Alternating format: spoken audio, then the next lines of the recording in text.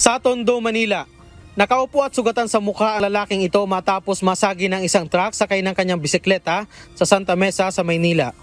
Ayon sa biktima, tumama ang kanyang mukha sa kalsada pagkatumba at pinilit niyang tumayo para madala ang kanyang bisikleta sa gilid ng kalsada. Mabuti at nakita siya ng kaibigan na isang fire brigade volunteer na agad tumawag sa UNTV News and Rescue Team upang siya ay tulungan. Agad nilapatan ng team ng pangunang lunas ang tinamo nitong mga gasgas sa mukha at magkabilang kamay. Nagtamo rin ito ng bukol sa noo na agad inassist ng team maging ang kanyang vital sign. Tumanggi na itong magpadala pa sa ospital dahil dumating na rin ang kanyang ina upang siya ay alalayan. Nangyari ang insidente nitong Biyernes, October 24. Sa Sorsogon City. Sige na, push po yan, nag-iwag po yan. Ano? HI! Si Ann si Color. Sir, ay mo na paghiwag, sir, ha? Ang si Color po, ay na. HI, ayun na paghiwag. Sir, ay mo na po pagpaparahiwag, ha? Wait lang. Sa kabit po. Patrick, kayo na. Nakahiga na at duguan ng datna ng grupo ang isang lalaki matapos itong bumangga sa nakaparadang truck sa Barangay San Isidro, West District sa Sorsogon City nitong Biyernes, October 24. Nagtamo ng iba't ibang sugat sa katawan, ang biktima ay may deformity rin sa kanang binti. Agad nilapatan ng first aid ng UNTV News and Rescue Team ang biktima, katuwang ang makawani ng Bureau of Fire Protection Sorsogon. Baspan. Sige, damuon mo na. Damuon mo lumas. Kami na maana. Sige, damuon man luwas. Kami na magisi. Ayo.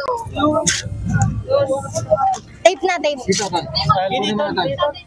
Nang maisakay na sa ambulansya, nagsagawa ng secondary assessment ang team, bagay na kailangan bilang bahagi ng protocol ng UNTV NAR para masigurong nababantayan ang kalagayan ng pasyente habang nasa biyahe. Dinala ang pasyente sa Sorsogon Provincial Hospital. Oxygen pa, oxygen. Hindi na po kami makasakay. Oxygen. Family. Okay na tayo? Okay, alalay ka mo. Lalay. Ano ka? Kamay. Sa Sorsogon City pa rin. Tinulungan ng UNTV News and Rescue Team ang isang senior citizen na madala sa Sorsogon Provincial Hospital sa kahilingan ng pamilya nito nitong Biyernes, October 24. Nais ng pamilya na maalalayan ang kanilang ina na isang stroke patient upang maipakonsulta sa doktor.